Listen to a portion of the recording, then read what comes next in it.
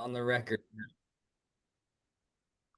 Good morning, everyone, and thanks for joining the Colleen EDC Coffee Chat. We're really happy to have you join us today. I'm Colleen McAleer, the Executive Director of the Colleen EDC, and we are just thrilled to have our friend and colleague Andre Corpus join us today.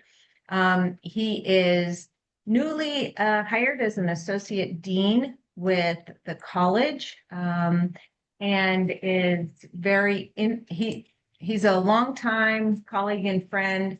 Has worked with Stabicraft, and he's a mechanical engineer and just a joy to work with. So we're really happy to have him on, and he's going to talk a bit about his background and then also share with us his intention for this role and how he's going to help businesses get employees and get them trained with the skills that they need so that they can fill those open jobs that are vitally important for those businesses that are trying to grow and thrive. So a couple of housekeeping items before we kick things off. If you want to ask Andre some questions, you can do that. I understand he's got a couple slides, and so you can certainly ask questions of him. So raise your hand, and then we'll call on you. Or alternatively, if you want me to ask the question, just put your question in the chat and I'll ask it on your behalf. So with that, I'm going to pass it off to Andre, and so he can share with us a little bit about himself and his goals are and what he plans to do at the college. All right. Take it away, Andre. Thank you so much. Oh, I can't hear you. You're shitting me. Can anybody else hear me? I can hear you. I can hear you. You can hear him? Yeah. I can hear you. I can hear him. Okay. So I still am having issues. But you can hear everybody else, Colleen, just not me. Mhm. That's weird. That One of is- those mornings. Yeah. Well, Colleen, you could probably call in and see. Sometimes that will work. I just had to click off the X button that says mute your speaker. Oh. I didn't notice. I kept on putting it on and off, and I had left it on off, trying to fix things earlier. So are we good now? Maybe? Yep, we're all good. Okay. Have a handful of slides just to kind of keep us going here, but we're all excited about this mobile training program. I personally am really excited about it. But first, as Colleen said, people kind of maybe want to know a little bit about me, the person that I am. And I guess let me full screen my slideshow. And it's a pretty interesting background. Whatever. I think you can go to that bottom right corner where you can zoom in and out and just, slide share. Okay. That should work. All right. So, in some circles, in the circles that I frequent and that I have a lot of fun with, I'm affectionately known as Captain Hard Charging. And there's a story behind that I would be happy to tell somebody offline. But you can call me Cap, you can call me Andre, you can call me Hey Dude, and that's fine.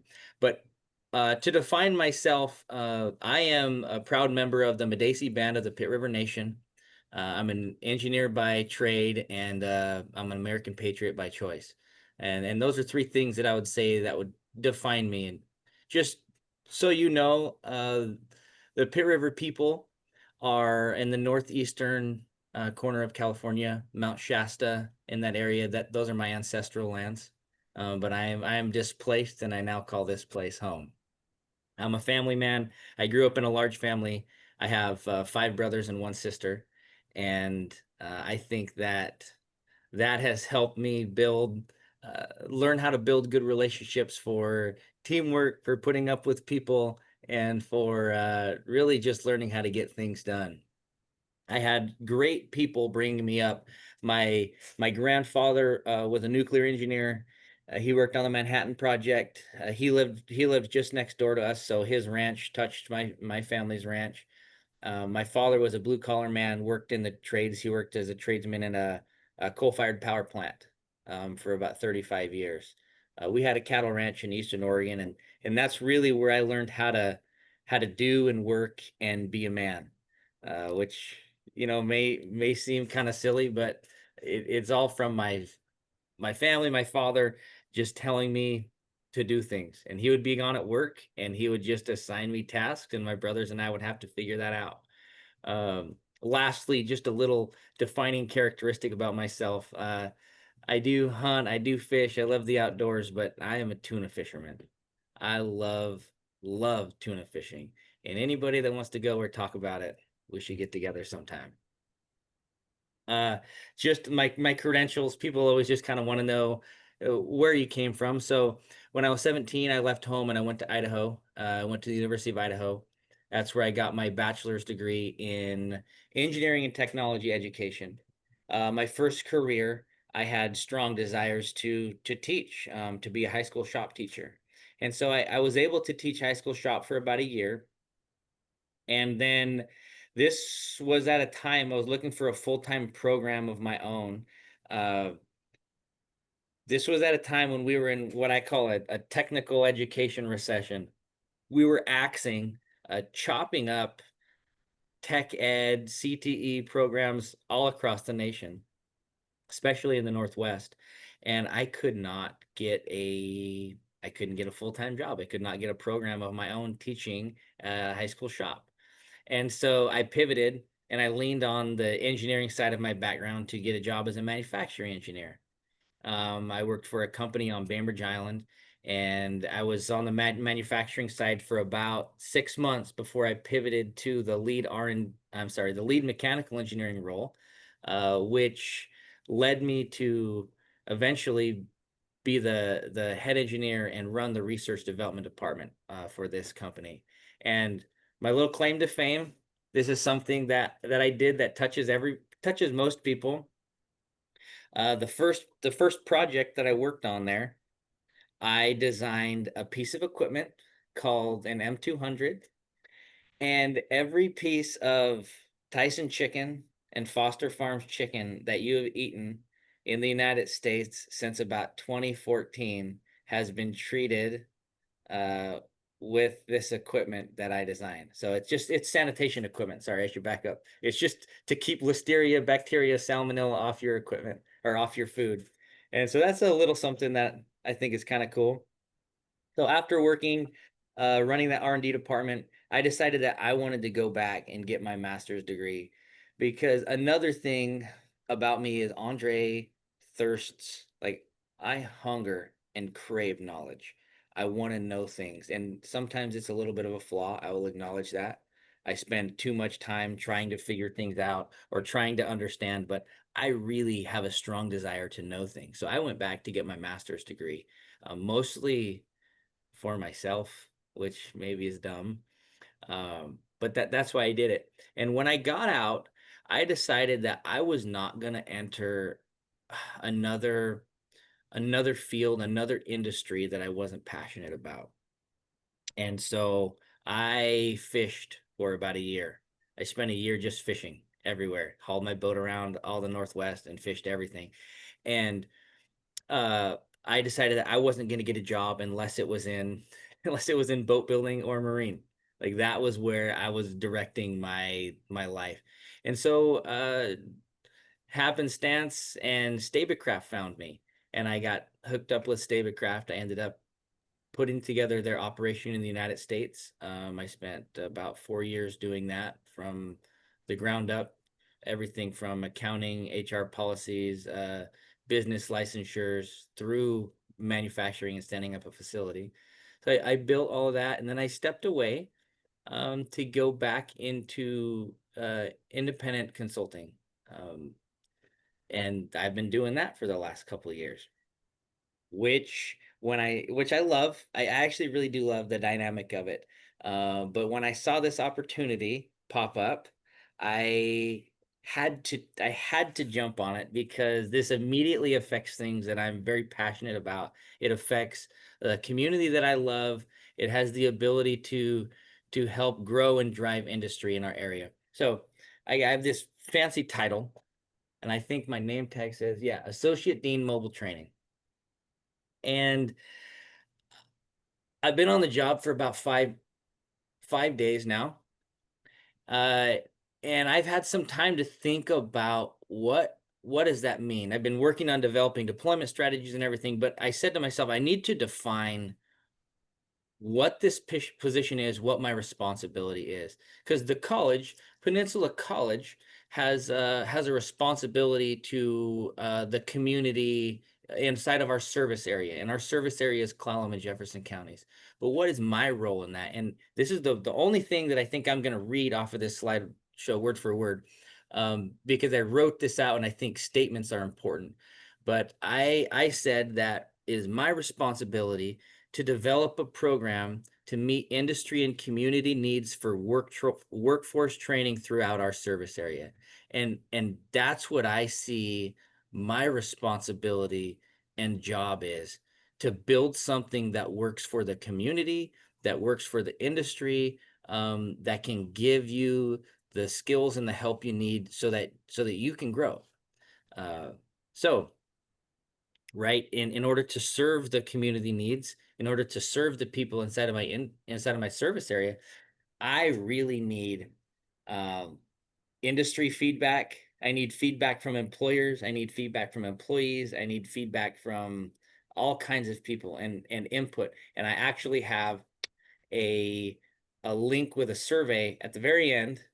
I'm just plugging this right now and I'll talk about it again, but I have a survey at the very end. If you guys are interested, I would love to have your feedback as business owners, as however, whatever part of business you may be involved in, you might have some good input on this. So with that, I need to get this information from the community, and I can use that to develop tailored, custom-made training specific to you. And I say you, Colleen, I'm I'm talking to everybody, right? But specifically, when I say you, I'm speaking to employers, right? Yeah. You as employers need employees, and I, it is my job to build training schedules, training regimes, curriculum that can help you find the employees that you need. So, am I going too fast? Are we scooting right along? Oh, this is great. It's Okay. great. Again, I've had a whole whopping 4 or 5 days to figure all this out, but I've tentatively developed a deployment strategy, and the strategy that I have is there's three pieces to it, really. And But how I'm Andre, I would add though, your years at Craft, where you were starting up a new manufacturing business, you have this perspective that other educators don't have, that you understand what it's like and what you're looking for. And if you had the ideal situation, what would that training regime look like to serve your needs so you could hire people? absolutely, I will 100% agree with that. And also, I should back up a little bit, and I meant to throw this in there, but I myself have worked the trades. I was in the carpenters union for a handful of years. I was a welder, a fabricator, and a diesel mechanic for about 30 hours a week through my undergraduate. I've worked the trades. I know what it's like to be a dude that puts on coveralls, overalls, and gets their ass handed to them every day on a factory floor in the shop working. So I do have a unique perspective in that I have built the things that you're talking about, Colleen, but I've worked the other side of it too. And I have a strong respect and appreciation. And I know I know what it's like to try and make it work, showing up every day at 6 o'clock in the morning and breaking your back. So I want to build something that works for everybody, so that our workforce is skilled enough to get the jobs that they need so that they can take care of their families, because ultimately, you know ultimately that's what matters, is that we have a strong skilled labor force, working class, that's showing up, uh, working well for their employers, but is taking care of their families and building a good community for us. Right. And that's easier to do when you have a good job and a living wage. And that, you know, trickles back or pushes back to the employer, right? Um, we have to help our employers make money so that we can have more business, so we can have more local exports, so that our local economy is better. Anyway, I think we're I feel like I'm tangential a little bit, but it's all tied together. Um, the worker, the exports, the employer, we have to develop, and me, the college, we have to develop a symbiotic relationship to where we're all helping each other, because at the end of the day, it's good for our local economy so that we can increase the value of our regional exports to bring outside money to our area, because that just boosts everybody's standard of living. So good, Colleen.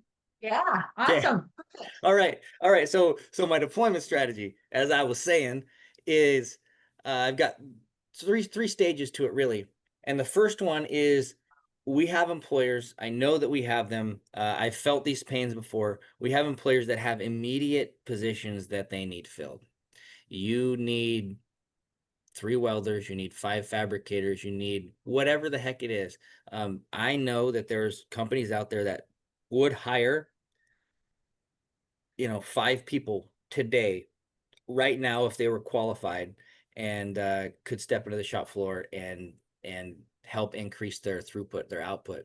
And so I feel that is the most pressing thing on my plate right now, is to help you get the people you immediately need. And so what I want to do is, okay, I'll get to that in just a second. So that's the first stage, is immediate industry needs. The second piece is, after we fill the immediate hires that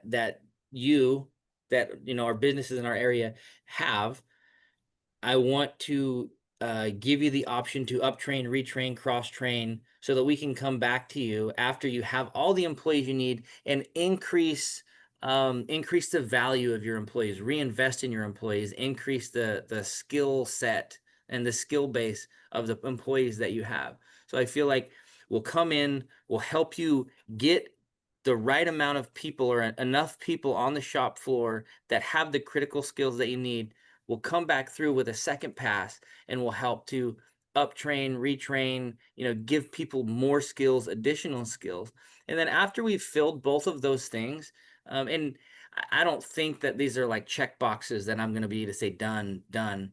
But after we've really, really tackled those first two things, to where you as businesses feel like you have the workforce that you need, and they have the skills that you need, then what I need to do is go back and reevaluate, so that I can build standardized pipelines, standardized training programs, so that we're continuously pumping out the skilled labor workforce that we need for our industries as people retire out. So as people phase out into retirement, you have positions that need to be filled, people moving internally up the ladder, you're backfilling at the bottom, as well as your expansion goals in the future. And I'll talk about that a little bit more later. But the way that I can do this, right? What's in my power, in my realm, we're going to do this with these mobile training assets that we have. The very first thing that we have coming, it's supposed to be delivered in January or end of December. I'm slightly skeptical, because anybody in manufacturing knows that nothing gets done between Thanksgiving and New Year's, which is when they're supposed to deliver. We have this 53-foot. It's a tractor trailer, it's fully built out. It will have I think eight weld stations, test equipment. It'll be a little mini mobile shop that we can deploy anywhere throughout our service area. So we can put 500 square feet of Peninsula College soil anywhere we feel like, and we can teach out of that.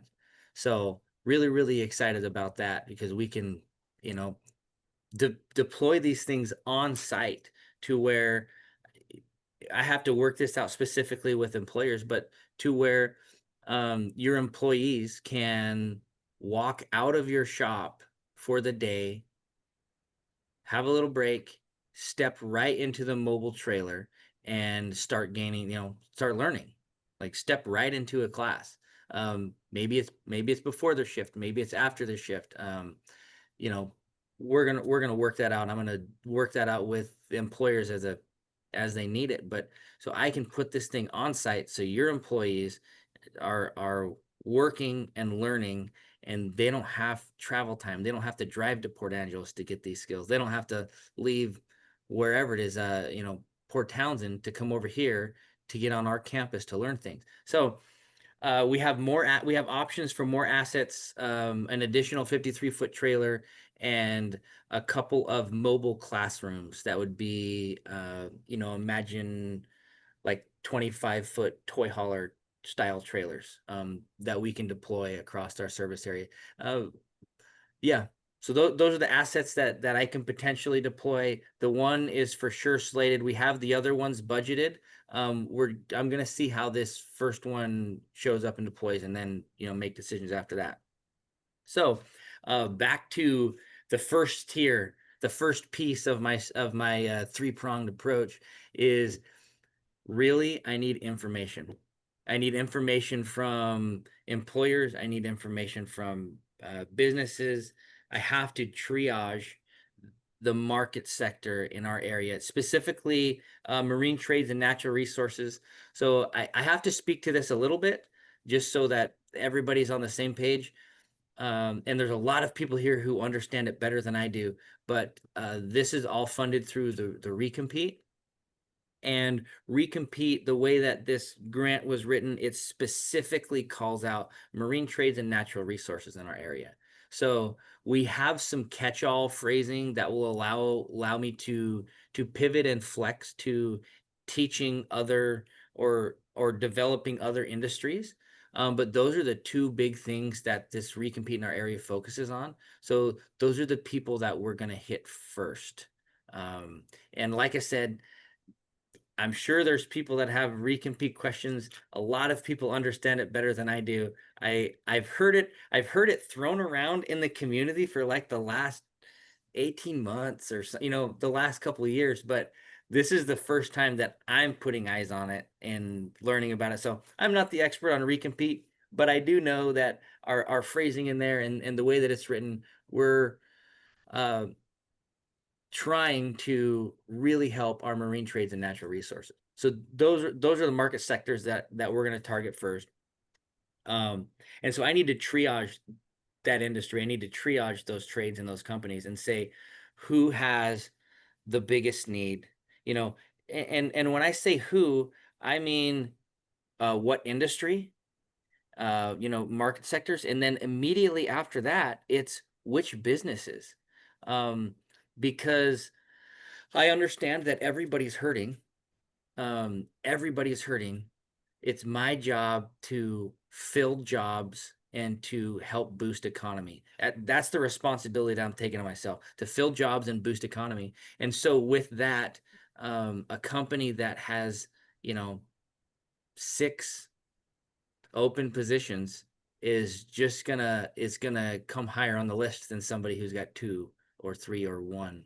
And I will work with everybody to try to build something that works. But I just want you to know that I'm not forgetting about the little guy. Yeah, I'm conscious of it, and I do think about it, but I have to develop something that adds the most value to our community and to our service area. And I guess anybody that has questions, I'd be more than happy to discuss my decision-making paradigm that I have partially developed. But anyway, I need to work directly with the businesses here so that I can find out what your needs are and then develop really tailored, short term. I'm thinking short crash courses so that I can give your employee the skills that they need in 3 weeks, 3 weeks, 4 weeks, a month, 2 weeks, and it just depends on what exactly it is that you need. I will hire the instructors. I will work with you to develop the curriculum. If you need fab guys, I will bring the trailer there. We'll work out something to where you can hire some people. Maybe they're working in the shop for 4 hours. Maybe they're coming into the trailer for 4 hours a day, and really pounding out this curriculum quickly. And a lot of this, especially in the beginning, they're not for credit courses, and I want to really drive that home. It's what you need as an employer. I'm not talking about a 5 credit welding class that's general. I'm talking about what the hell are the processes and the things that you need people to know on your shop floor in order to manufacture and produce the goods that you are exporting, that you are pushing out of our service area.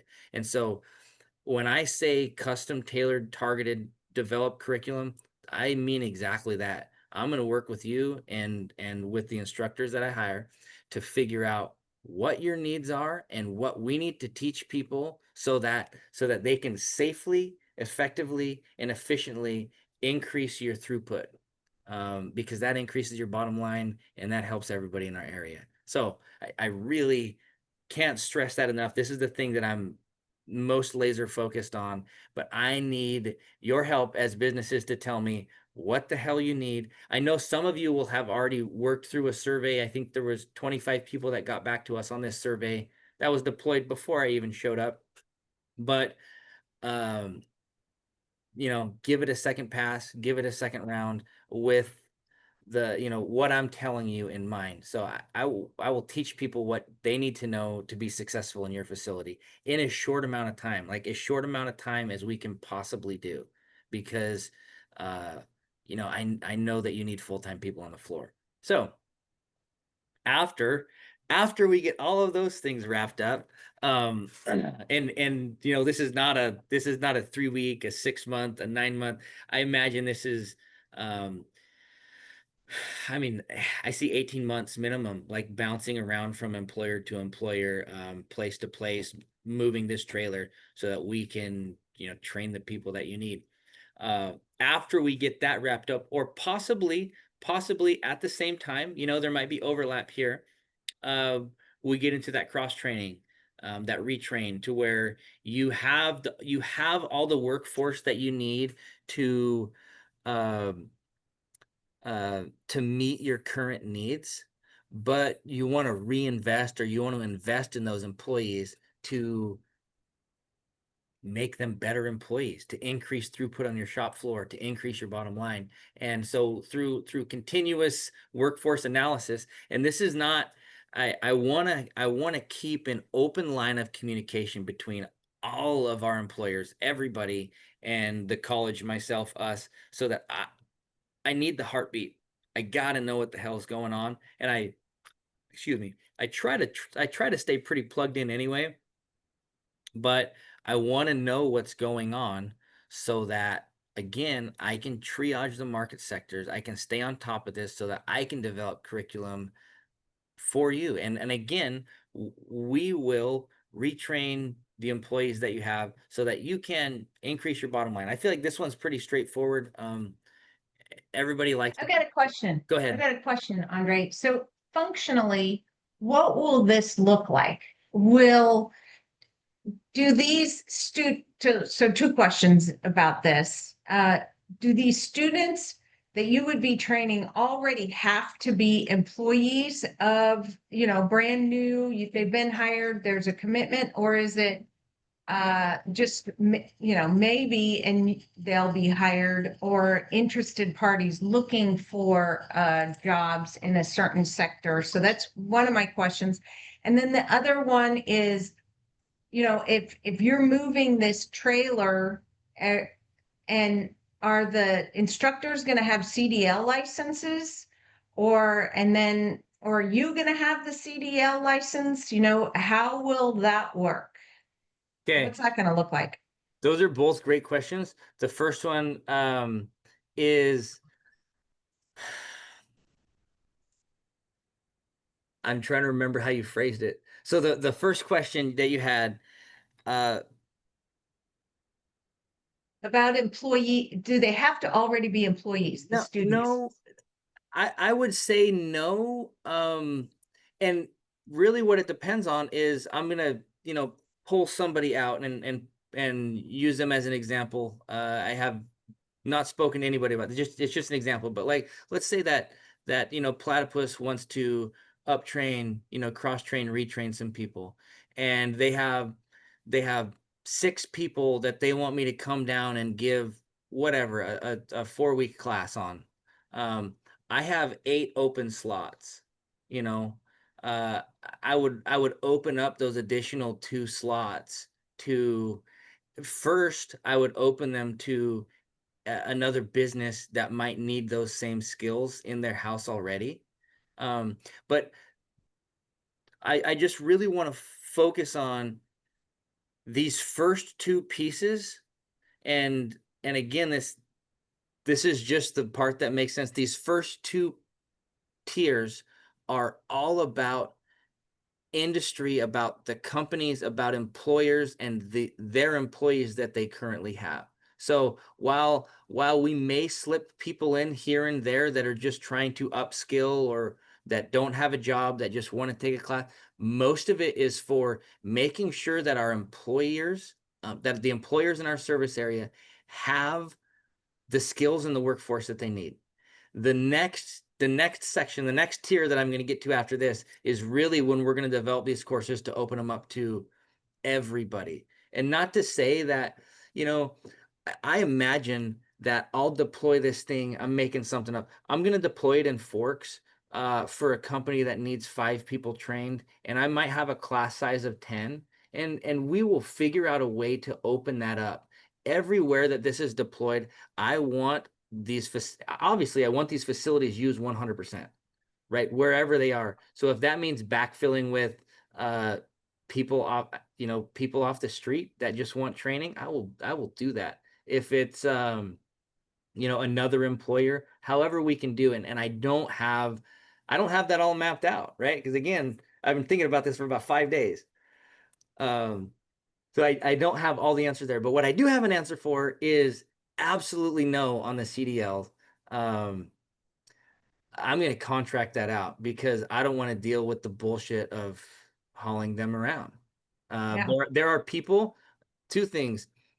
We have that industry in our area. We have people that move stuff, and I'll hire a professional service to get that done. Got it. Because Got it. then I don't have to maintain a CDL. I don't have to maintain a tractor, right? Tractors are Mhm. expensive as shit. Yeah. All we have to do is annual DOT inspections on our trailers and maintain our hazmat. Yeah. So I Mhm. hope that answers those questions. It does. Does. Yeah. Thanks. All right. So I think I'm done here. I think that I've explained this section well enough, and it just leads right into the next one, which is developing the long range, the long-term strategy for making sure that we have the workforce that we need. And this is where things start to change. So the first 2 steps are really immediate business. What do you need? What do you need right now? Who are the people and the skills that they need? And this next piece kind of changes because what I start doing is I need to start working with your businesses on your long-term goals, your growth projections. We're looking 1, 2, 3 years ahead so that I know what your potential workforce needs are going to be in 2027. And hopefully, hopefully business is good and you have growth and we can help build that in. If you're steady, that's fine. But if you have growth or you anticipate needs or you have big contracts coming up, things that you need to fill, perhaps you have a large portion of your employee base that's going to phase out into retirement, right? These are things that I want to know beforehand so that we can build a pipeline to backfill that. I don't want to say immediately, but so that there's as little strain as possible so that we have a pool of skilled labor that you can pull from after that, after you start phasing people out. Maybe you bring them on early, however that works. So with this long range support, it's again, keeping my finger on the heartbeat, but really working a little more closely with you on your long range market projections, um, what you think you're going to need, how you're going to need, who you're going to need, so that we can build, standardized programs. So now instead of jumping from employer to employer, right, just bouncing around the counties, I can have standardized programs. That's a continuous training circuit that rotates around. So again, I'm making shit up because this isn't happening in the next year. But where 3 months in Forks, 3 months in Port Townsend, 3 months in Quilcene or Chimacum. I'm not sure what that looks like, but really, really moving the trailer around on the standardized schedules. Um, and again, I think we're going to end up with two. We have the option to buy the second one. I really think that we're going to. I didn't list it as an asset. It's an optional because we don't have it, on order yet. But I'm envisioning two trailers and a couple of classrooms that we can just have deployed throughout our service area all the time. So we're always giving people options for training. And then we can have these standardized pipelines that are just manufacturing the high quality skilled labor that we need. So, this is just going to really help strengthen the roots of our skilled labor pool, our blue collar pool. Hopefully, make it attractive to people so that they feel like it's easy to get into right now, or so they feel like it's easy to get into. Because right now, somebody we might offer the class here in Port Angeles, but a guy from Forks who works 10 hours a day, he doesn't have time to come into Port Angeles to take the class, right? Yeah. I want And it to that's be something that, so in Port Townsend, there's the Northwest Maritime Academy and then what is it, School of Wood and Boat Building. yep, And they have great programs.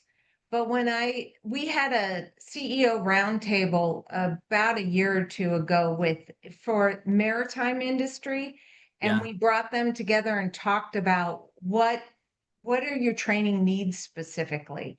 And we had Betsy Johnson. No, that's a designer. Betsy, can't remember her last name. But she was the executive director of the Northwest School of Wood and Boat Building. And she was pitching her program.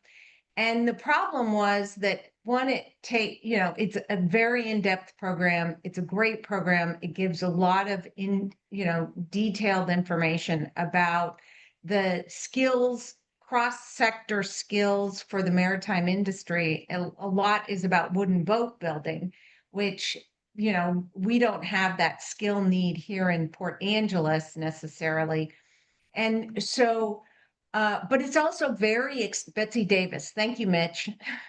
It's also very expensive. It was like $60,000 for a year if you didn't have scholarships. And people in Port Angeles needed, or Nia Bay needed to drive all the way there on a daily basis, and it just wasn't feasible.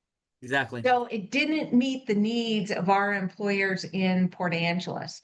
So this being mobile, I think, is really an important aspect for the companies that are located, all over the place in Brennan and Forks and La Push and wherever it may be. And I think this may also open up opportunities for businesses over the next 4 years to start. Like if there was, as an example, a desire to repair boats in Nia Bay or La Push, maybe a tribally owned business could open up there and then use this trailer to train their first cohort of employees.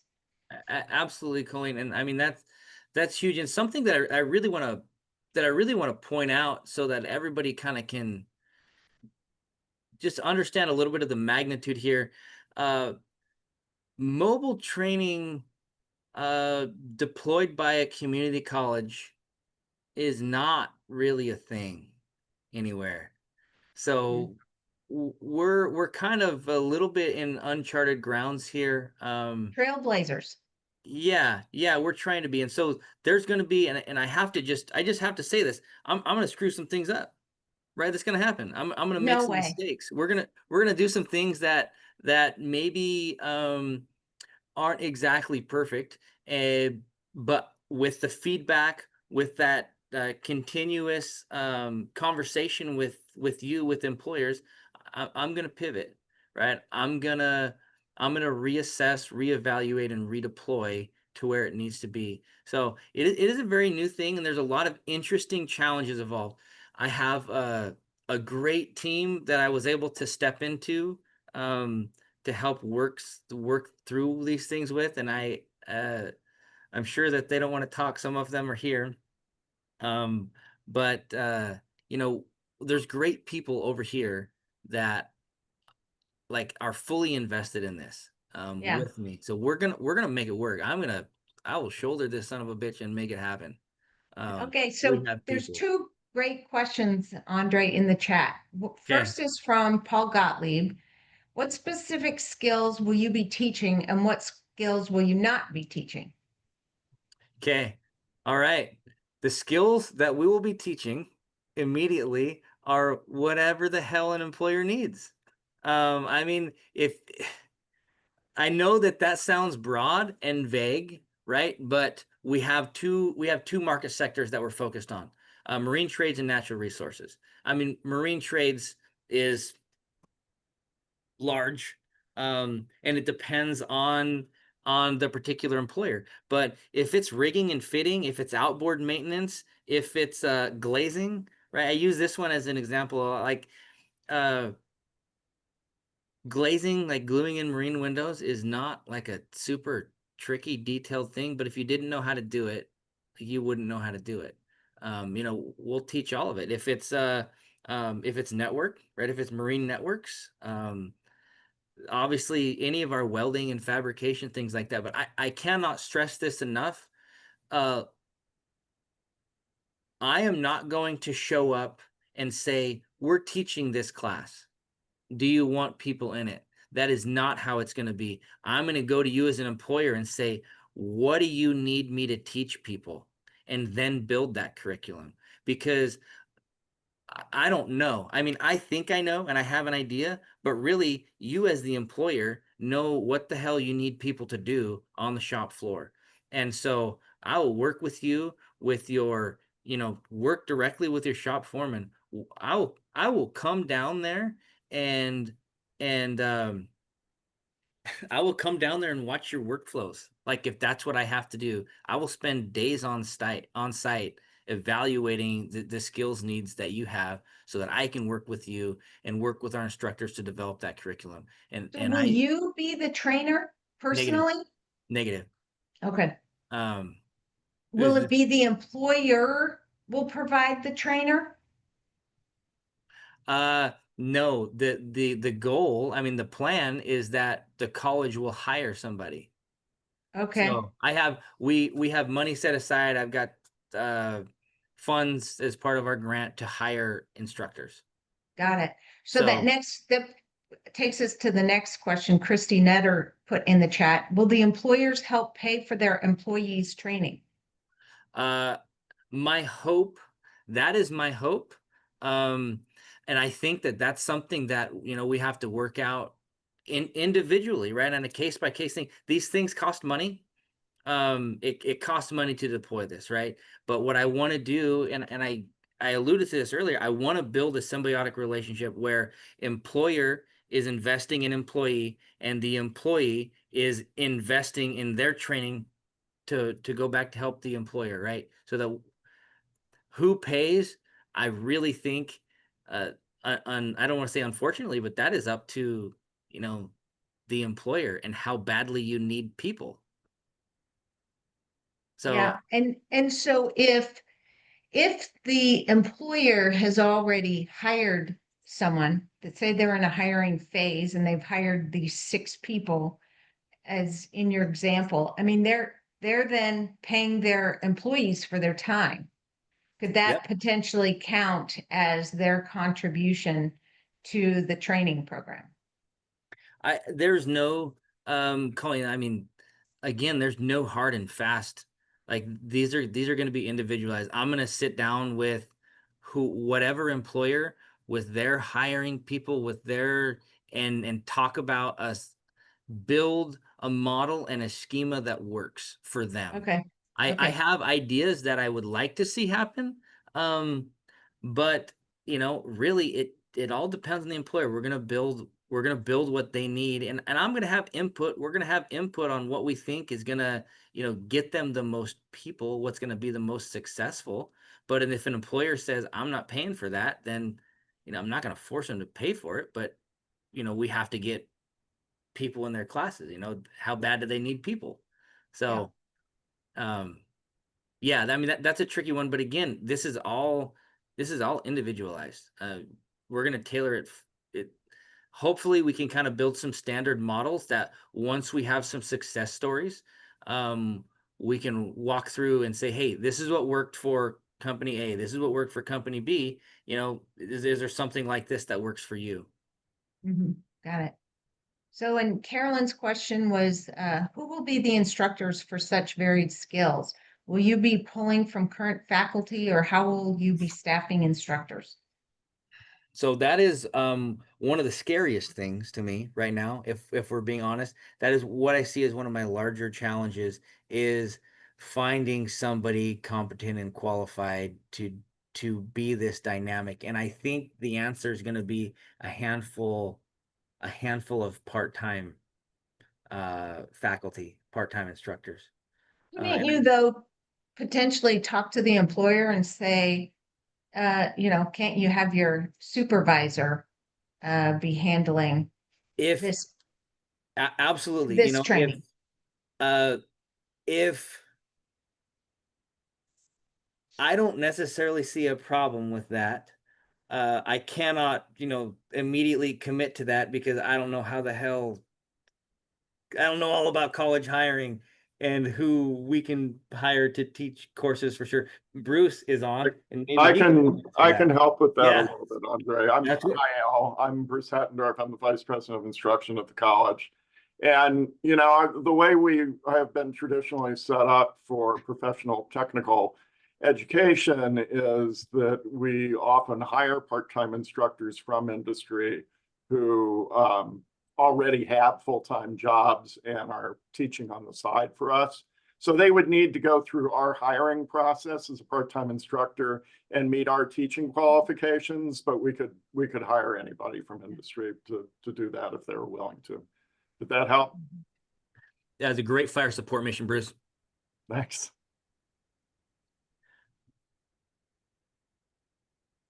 Great. Yeah. Oh, Jessica, she come to save me too. So Jessica's part of the wonderful backup that I have. Hope you're on mute, Oh, Jessica. I'm Jessica Irvin. I'm the project manager for Recompete. So I just wanted to thank Andre and also just emphasize that we are figuring all of this out. And just wanted to point out with the question about who will take these classes, I think one of the things we have to remember with Recompete is we're really focused on people that are in the prime age employment gap, so age 25 to 54, that haven't been in the workforce or maybe even have stopped looking for a job. So we don't have the answers, but I think one thing that we will be doing is when we identify, like Andre said, an employer who has hiring needs and they work in a specific community, we'll need to figure out how to sort of recruit people if that's what's needed, if the employees aren't already identified. How do we recruit people that are ready to work? And how do we get them ready to work, not just with the skills, but whatever else is needed for an employer to actually move forward with hiring them? And as Andre is pointing out, each time we go through this, we'll learn, from it and develop those processes. And we also have partners like Olympic Community of Health who have people that reach out to them saying that they're interested in working and interested in training. We also have WorkSource that's a partner. So again, just wanted to reiterate that we'll be figuring it out as we go. That's great. Thanks, Jessica. I'm sorry I forgot about the prime age employment gap. No worries. Yeah. We even talked about it last night, so that's just me sucking. So What else we got? Hit me with some more, Colleen. Well, it's going to be individualized per company. And I do hope, I mean, that yes, Initially, to there's a start with. lot of information about in the recompete application about natural resources and maritime, but and I know, you'll probably start with a larger company that you can, and probably a platypus or something like that, which makes total sense. Um, but also the real goal here is to improve our economy and to get people into higher wage jobs with benefits. And so, I think construction would fit into that well. And we certainly, we're at the EDC working on identifying whether there is a business case to create a modular factory assembled structure, modular home type of factory in Clallam County. And so I'd love to see that move forward. And that certainly would need this kind of training where, there'd be so many different components. Of course, we've got to get the private investment, and I know there's a need for it, but there's a whole lot of work to be done. So, And but maybe in the last couple of years, your program could support that kind of training as well. absolutely, Colleen. And this is something that Jessica and I were talking about yesterday. We're kind of, I don't want to say developing. There's potentially a catch-all in there that we can use to fill these other needs, right? Right. Construction is a thing. In the first round of surveys that we got back, I saw a lot of people that said they wanted framers, basically. So like that is a real need. And if I need to teach a concrete, like a rebar tying, form setting course in quilting, like we'll do that. Like I think that we have the flexibility and the option to do those things. So and I will not forget the little man. We will develop something to help you. I don't know what that looks at, but you can call me, you can email me, you can pound on my door, and we will sit down and we will talk about it. And I want to hear from you so that I know your pain, so that I know what the hell I can do to help you. And I mean that genuinely. Don't think to yourself, I'm too small, I've got 2 employees. Like it's not, nobody's gonna care about me, because you know what? Uh there's 30 businesses around here that have 2 employees that need a little bit of something, and we can build something that works for all of you. And it looks like Brian's got something important to say. He's gonna drop the hammer on me. Oh, no, no, no, nothing, Andre. I just wanted to make sure I put the link for the survey that you're talking about in the chat so people Okay. can click directly on it. Hell yeah. That's really important. It's going to help us really understand where our needs are and where to start. So Yeah. This survey right here. Yeah. Um, Definitely. So thanks, Brian. There's Andre's contact information. Jessica put it in there. I actually And don't know your phone number, Andre, so if you want to type that in the chat, Okay. please. Let me see if I can figure out how the hell to get to the I chat. can do it for him. And there was a question about teaching qualifications for professional technical fields, and that's guided by WAC 131-1692, and I just dropped those provisions into the chat so that you can see what the qualifications are.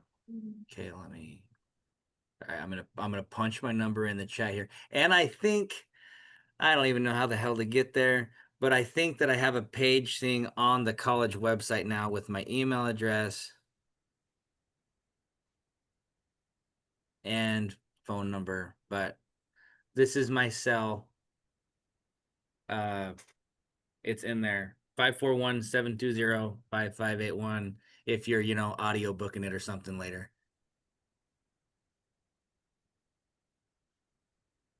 Okay. Let's see. John asks, is it ever that a company has their own training staff, but don't have the facilities to train folks that you have? Uh, I mean, that could be a thing. And that's something that we'll work with you together. Like if you have the people, I don't know. I guess that's probably a more technical question for Bruce and Brian and maybe Jessica. Like, can we just rent you our facility and equipment? I don't know the answer to that. We'd have to work through that. Our normal way of doing that would be to do a business-based training where we offer the training and hire the person from the company to be the teacher. But we do, at least with our physical spaces, campus spaces, also rent spaces out to outside groups that then run their own event. But we haven't discussed that with the trucks yet. Yeah. So, and these are great questions, and these are things that when that comes up, like if that is the situation or something that you want to do, let's sit down and have that conversation. Like we will figure out something that works. I can't stress that.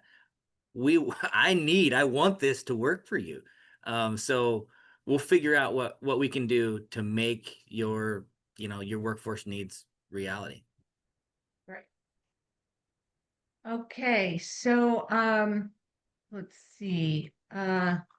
Lori did put in the chat. I just want to let everyone know we've been putting it in our newsletter, but on next Tuesday from 11:30 to 1:30, we've got where is the housing market headed in Clallam County? So that'll be pretty interesting. We've got the directors of community development and from the cities in the county, and also some realtors and Timothy Dalton, who's the director of housing and grant resources, that'll be talking about, where are rents and what does it take to buy a house and what does it cost to build a house and what are the barriers and what are our communities doing to address those issues? So I think it'll be interesting as housing is affecting all communities and it's a really big deal. Hey, Roy, you've got your hand up. I do. I just want to say thanks very much, Andre. It's exciting to know that you're on board as a resource. Ultimately, it takes real people to put something like this together. And it makes me think of, it's a little bit like your father sending you and your brother out to the ranch with assigned tasks and saying, well, go figure it out. Yeah. Yeah, I feel that. I feel that in my soul right now, brother. Yeah. Yeah. Yeah. And this, Recompete is a pilot program. And so, it's the rules and the expectations are ever changing. And, we got almost 36 million in our 2 counties to try to move the needle on getting people in our communities into the workforce. And so, Carolyn at the county also says they're feeling it too. So it's we're the guinea pigs and they're watching to see if we can figure it out. And we're just really excited to have Andre on board to be part of our team to make a difference here. It's not an easy task, but it's an incredibly important one. Yeah. All right. Well, it's a little after 9, so I'm going to call it a morning and thank you for joining everyone and have an awesome